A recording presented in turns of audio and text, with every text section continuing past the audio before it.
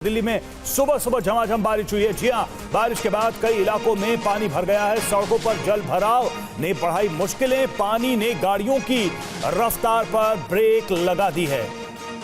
तो लगातार दिल्ली में भी बारिश हो रही है और देखिए आज सुबह फिर दिल्ली में झमाझम बारिश हुई है और तस्वीरें सामने आई हैं किस तरह से गाड़ियों की रफ्तार धीमी हो गई है बारिश के बाद से।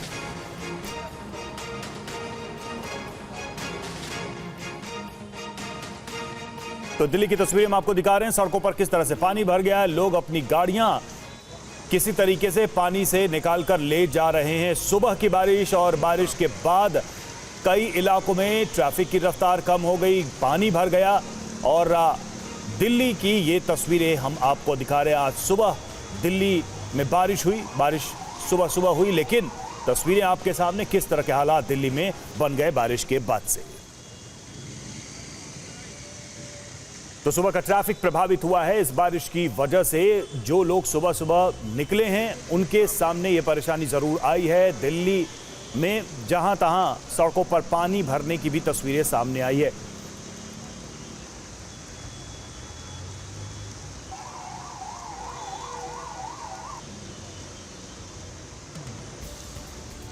इस वक्त मैं मौजूद हूँ दिल्ली के बीकामर्जी गामा रोड पर। आप देख सकते हैं तस्वीरों में कि जरा सी बारिश ने सड़क पर सैलाब ला दिया है। यानी कि जिस तरीके से ये पानी लगातार सड़क पर भरा है, जिसकी वजह से लोगों को काफ़ी परेशानी का सामना करना पड़ा है। सड़क पर भीषण जाम की स्थिति बनी हुई है। मेरे आप दाहिने हाथ पर देख सकते हैं पूरी रोड ब्लॉक है, यानी कि रेड सिग्नल की वजह से भी और कुछ वाटर लॉगिंग की वजह से पूरा रोड जाम लगा हुआ है। और चलिए अब सीधा रुख करते हैं। अभिजीत ठाकुर इस वक्त हमारे साथ आईटीओ से लाइव जुड़े हुए हैं। अभिजीत, तस्वीरें हम देख पा रहे हैं कैसे सड़कें दरिया बन गई है। आईटीओ के हाल आप दिखाइए। जी बिल्कुल, दिल्ली के आईटीओ पर इस वक्त हम मौजूद हैं और एक बार फिर दिल्ली की लगातार तीसरे दिन जो सुबह की शुरुआत हुई है वो भारी बारिश के साथ हुई है। इस वक्त भी जब मैं आपसे बात कर रहा हूं तो यहाँ पर तेज बारिश हो रही है। हालांकि सुबह सुबह का वक्त है, ज़्यादा ट्रैफिक यहाँ पर नहीं है, इसकी वजह से अभी आपको यहाँ पर कोई परेशानी ज़्यादा नजर नहीं आएगी। लेकिन दिल्ली के अलग अलग इलाकों से जो जानकारी सामने आ रही है, जैसे कि जकीरा अंडरपास की बात करें या फिर रामपुरा अंडरपास, जिसकी तस्वीरें वायरल हुई थी सोशल मीडिया पर, जो बच्चे स्विमिंग पूल उसको बना रहे थे, तमाम जगहों से यही जानकारी आ रही है कि पानी जल भराव के कारण लोगों को भारी समस्या हो रही है।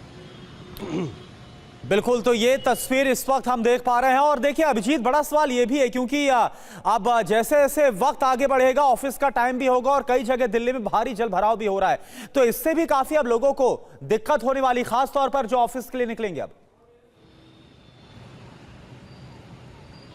जी बिल्कुल, निश्चित तौर पर अगर हम बात करें नॉर्थ दिल्ली, वेस्ट दिल्ली की, तो पंजाबी बाग फ्लाईओवर, मोती नगर, तमाम जगहों पर जल जमाव होना शुरू हो गया है। आईटीओ पर भी अब हल्का हल्का जो जल जमाव है उसकी शुरुआत यहां पर हो चुकी है और बारिश लगातार ये सुबह से हो रही है। तो निश्चित तौर पर जिन जिन जगहों पर जल जमाव होता है वहां पर जल जमाव होगा और उसके बाद जो ट्रैफिक में समस्या आती है, गाड़ियों को निकलने में दिक्कत होती है, वो सामने आएगी। और दिल्ली के तमाम इलाकों से ऐसी जानकारी लगातार सामने आ रही है कि इसकी शुरुआत भी अब हो चुकी है। बिल्कुल, बहुत बहुत शुक्रिया आपका इस पूरी जानकारी के लिए। तो भारी बारिश, जल जमाव और इससे लोगों को परेशान। और वहीं महाराष्ट्र से बड़ी खबर, महाराष्ट्र में आज भी बारिश का अलर्ट जारी किया गया है। मौसम विभाग ने रेड अलर्ट जारी किया है बारिश को लेकर। महाराष्ट्र में पिछले कई दिनों से लगातार तेज बारिश हो रही है। बारिश से महाराष्ट्र के कई जिले जलमग्न हो गए हैं।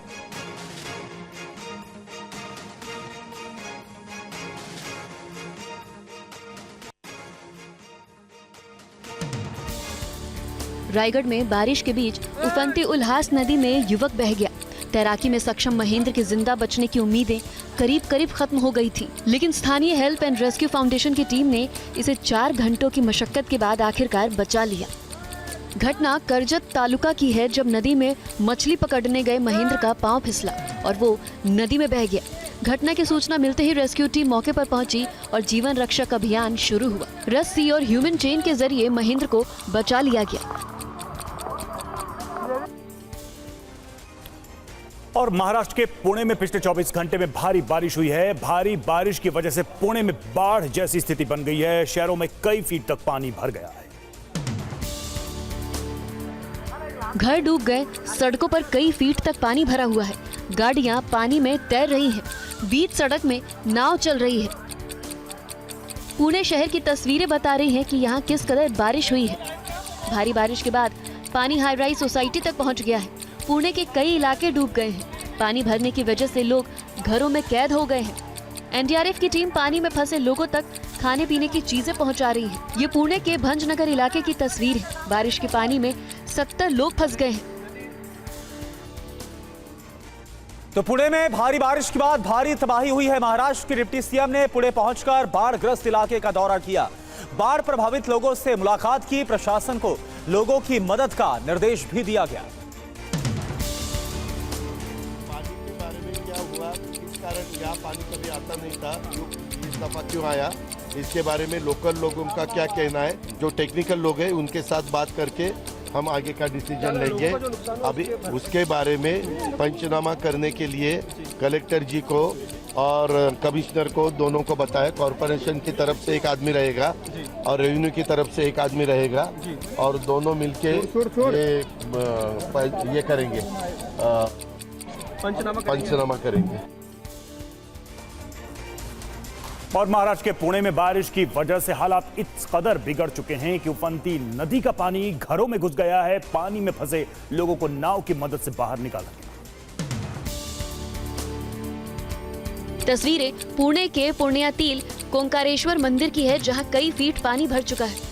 लगातार बारिश के चलते पुणे के मुलशी और कोंकारेश्वर में पर्यटन स्थानों को 4 दिनों के लिए बंद कर दिया गया है। बारिश के अलर्ट को देखते हुए पुणे में एनडीआरएफ की टीम को अलर्ट पर रखा गया है। ये पुणे के मुलामुथा नदी की तस्वीर है, जो खतरे के निशान से ऊपर बह रही है। उफनती नदी का पानी आसपास के निचले इलाकों को अपनी चपेट में ले चुका है। बारिश के बीच पुणे में हादसों का सिलसिला भी जारी है। भीड़े पुल के पास जेड ब्रिज परिसर के नीचे 3 लोगों की बिजली के करंट से मौत हो गई। बारिश के बाद पुणे में पहाड़ भी दरक रहे हैं। भारी बारिश के बाद पुणे के लवासा सिटी में बड़ा हादसा हो गया। बारिश के बाद लवासा सिटी में लैंडस्लाइड की खबर सामने आई है।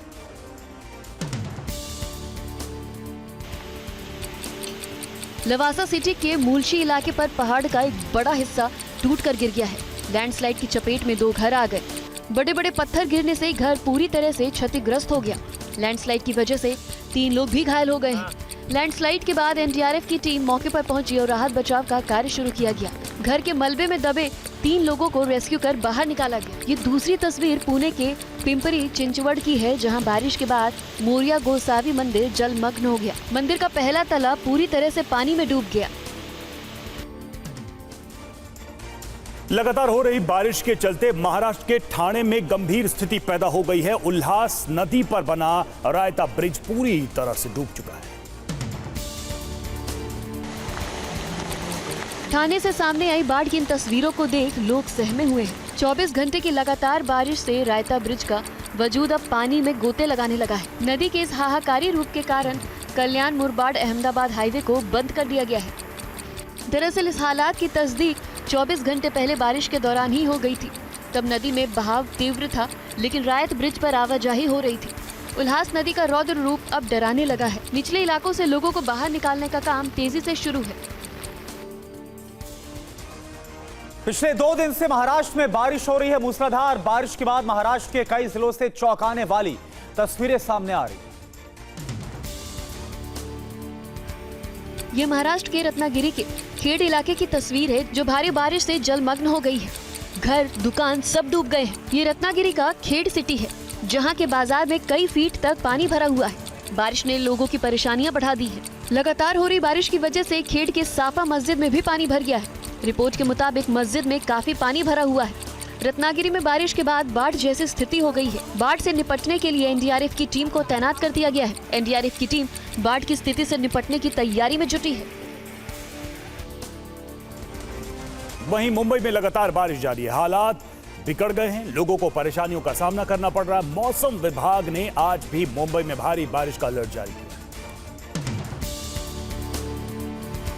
ये तस्वीर मुंबई के दहिसर इलाके की है। सड़कों पर भरे पानी को देखकर आप अंदाजा लगा सकते हैं कि यहाँ कितनी बारिश हुई है। शहर के बीच सड़क पर करीब 2 फीट तक पानी भरा हुआ है। पानी भरने की वजह से गाड़ियाँ रेंग रेंग कर चल रही हैं। भारी बारिश और जल भराव के बीच बीएमसी के कर्मचारी पानी को शहर से निकालने में जुटे हुए हैं। लगातार बारिश हो रही है। बारिश का असर फ्लाइट पर भी दिख रहा है। कल मुंबई एयरपोर्ट से 11 फ्लाइटों को रद्द किया गया। इसके अलावा 10 उड़ानों का रूट भी डाइवर्ट किया गया।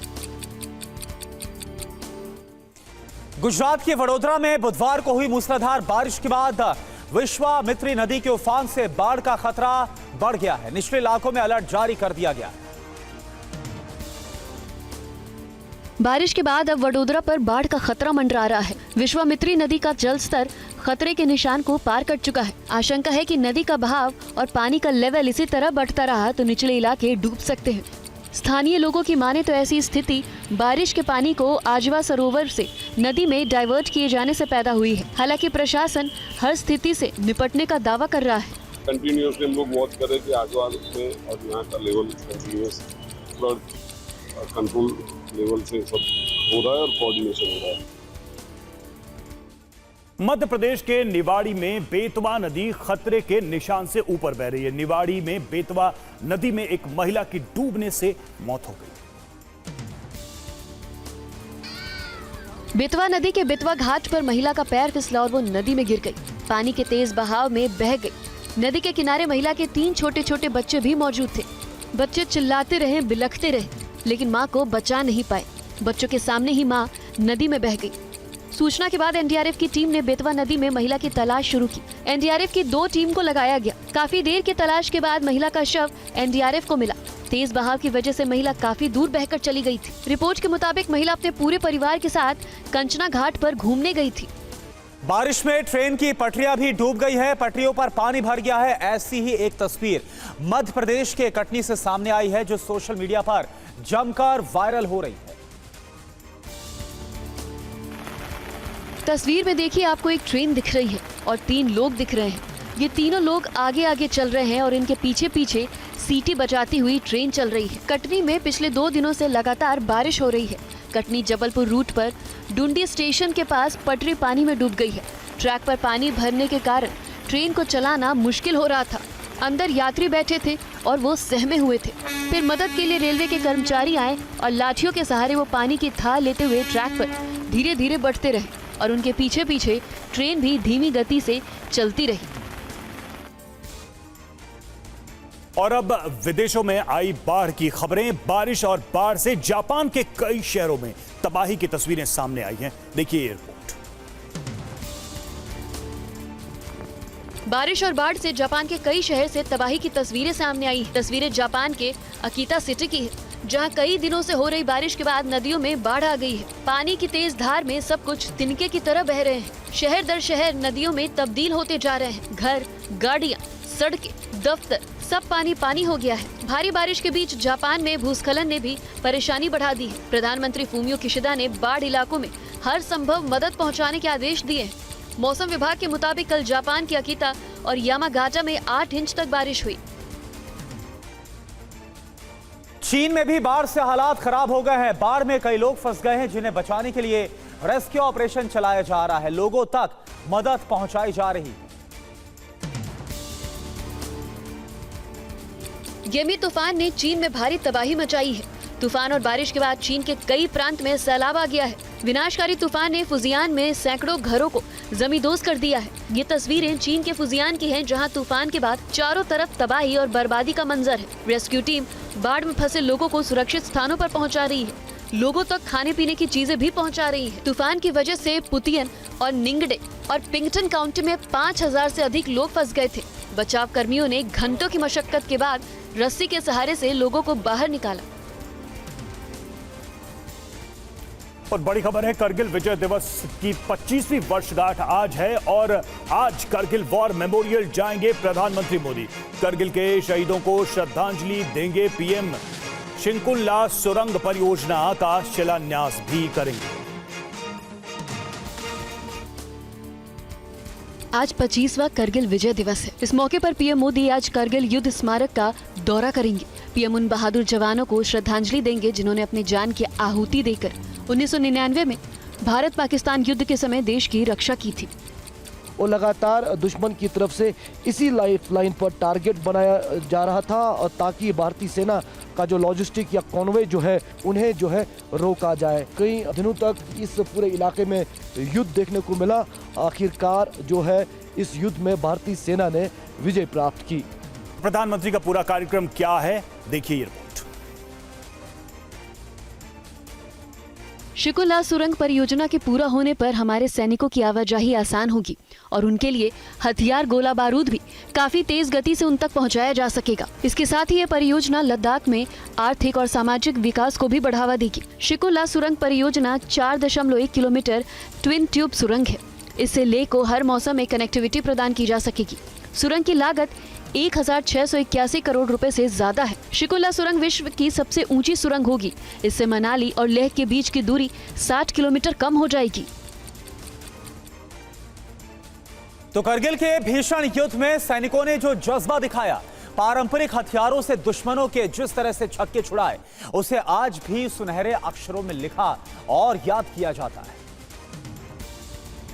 करगिल युद्ध में भारतीय सेना की तरफ से कई लिथल हथियार इस्तेमाल किए गए। उसमें टैंक्स की अहम भूमिका है। ये है हाउट्जर टैंक, ये देख सकते हैं आप। ये हाउट्जर टैंक जो है ये ठीक करगिल युद्ध में जो है इस्तेमाल किया गया है। और ये बोफोर्स टैंक है जो कि सबसे अहम भूमिका कारगिल युद्ध में निभा चुका है। ये बोफोर्स टैंक जो है कई हजार फीट की ऊंचाई तक की पहाड़ियों को वापस दुश्मन पर हमला करने में कारगिल युद्ध के दौरान इस्तेमाल किया गया।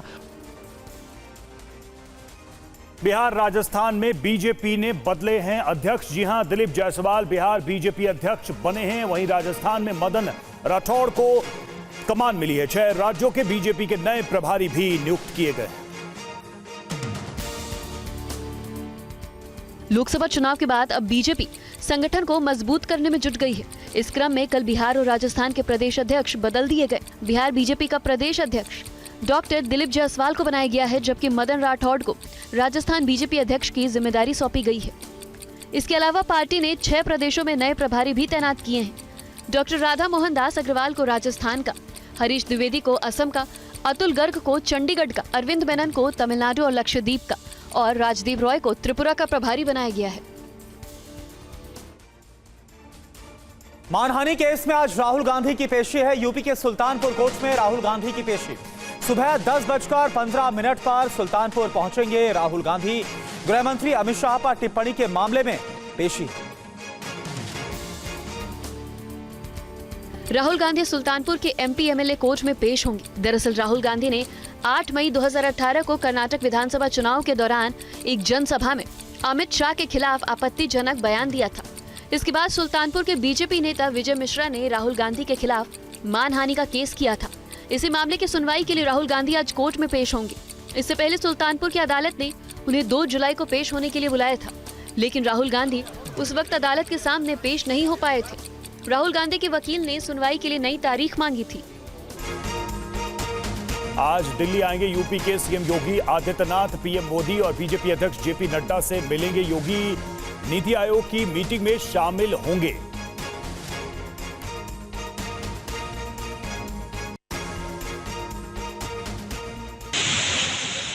आधी रात को उत्तराखंड के उत्तरकाशी में मुसीबत आई, जब भारी बारिश की वजह से अचानक से यमुना नदी का पानी रिहायशी इलाकों में आ गया।